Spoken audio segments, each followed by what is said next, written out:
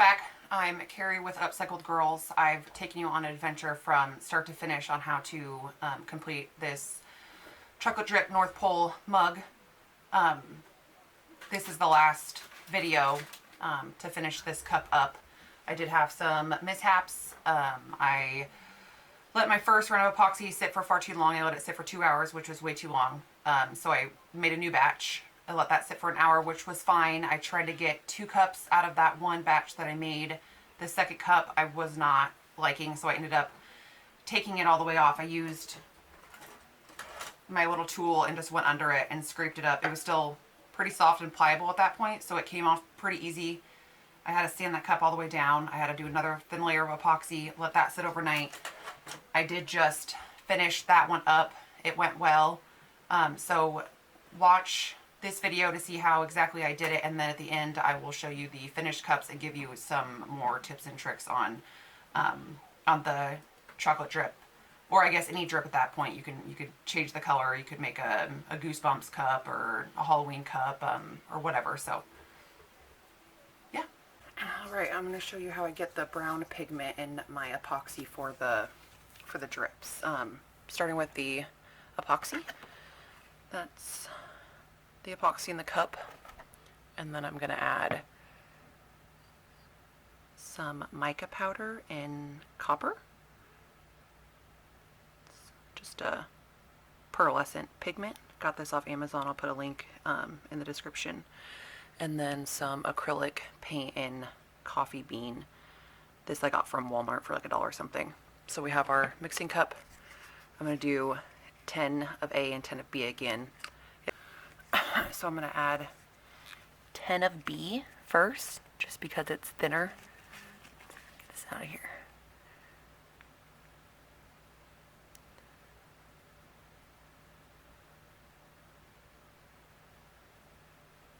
There's 10 of the B side. And then we're going to do 10 of A. A is a little bit thicker, but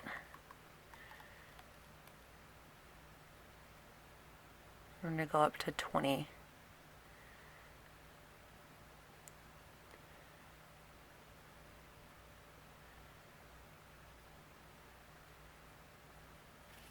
Right there. Alright, so we got 20 milliliters of epoxy.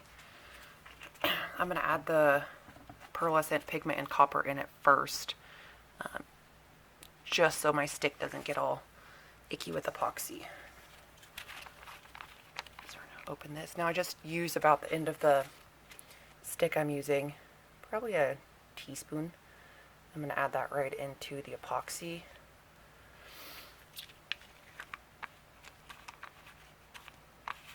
Shut it. And then we're going to take our acrylic paint.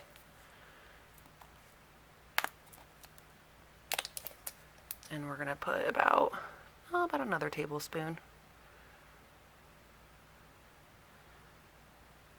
That much, and then you just kind of see what it looks like. But that's how much I added. And then we're going to stir it up and see what color we got. I kind of just fold it in because this the pearlescent pigment is powder in it. It's kind of like adding powdered sugar into something and mixing it. It kind of flies everywhere, so just kind of fold it in. And that color looks pretty good. It has a nice, like, the mica powder gives it this really pretty pearlescent look, not just this flat paint color.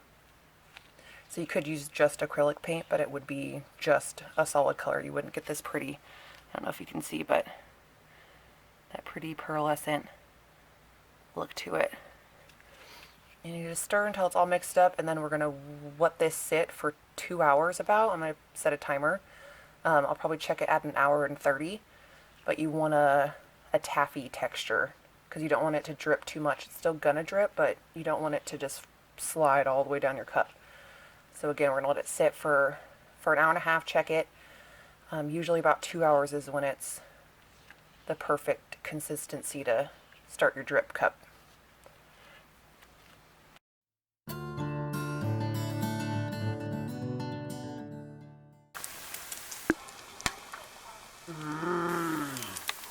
Bacon.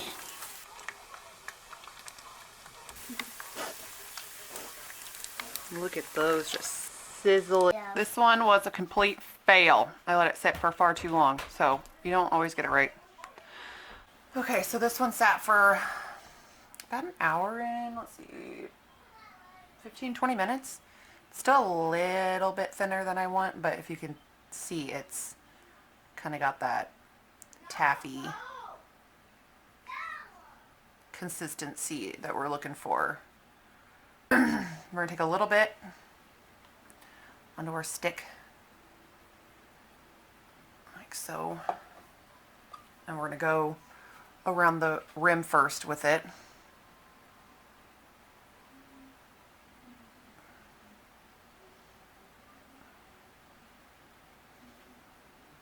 Just add a good layer to your rim. Don't worry about getting it inside the cup because you can clean all that out. Grab a little bit more and continue to work on the rim. Now where you added a little bit thicker, that's where it's going to drip a little bit more.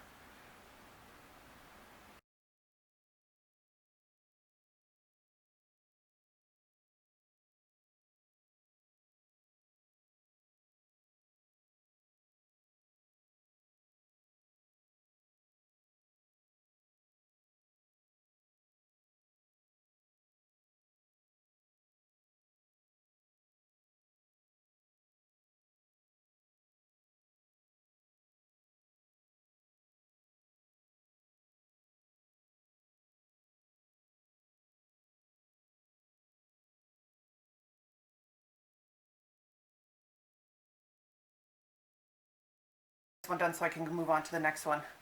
So as you can see, there's really not that much drip, so I'm going to take my heat gun to it in those areas that I want it to drip. Just ever so, just a little bit of heat. There on the whole cup.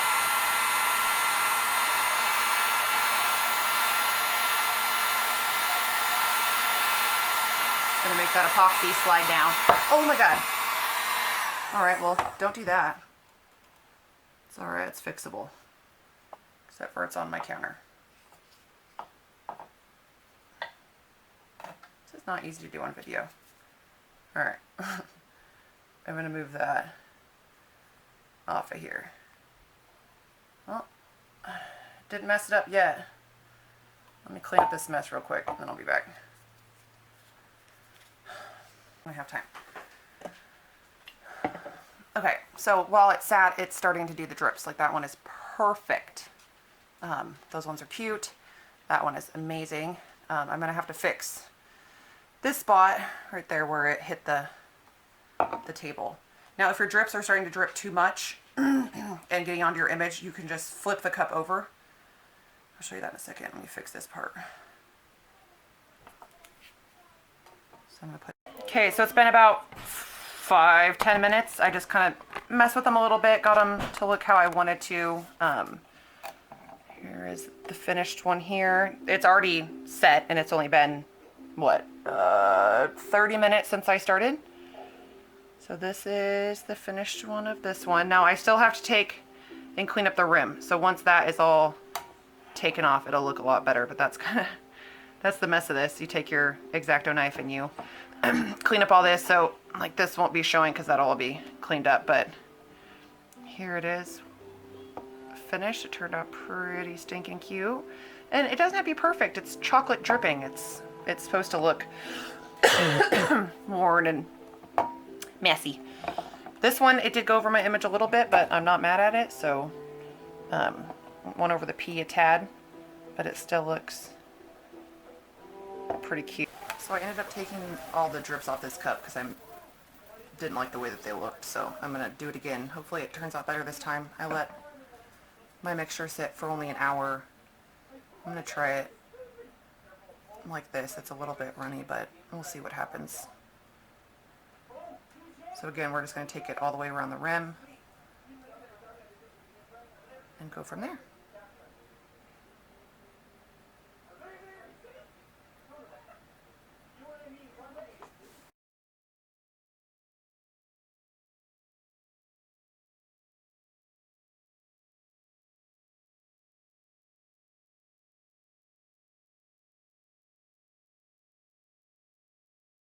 Okay, so it's dripping pretty good. I don't think I'm gonna have to take the heat gun to it, so I'm just gonna let it drip. Looks pretty good. Now if it starts dripping too much, I'm gonna flip it like that and let it come back down.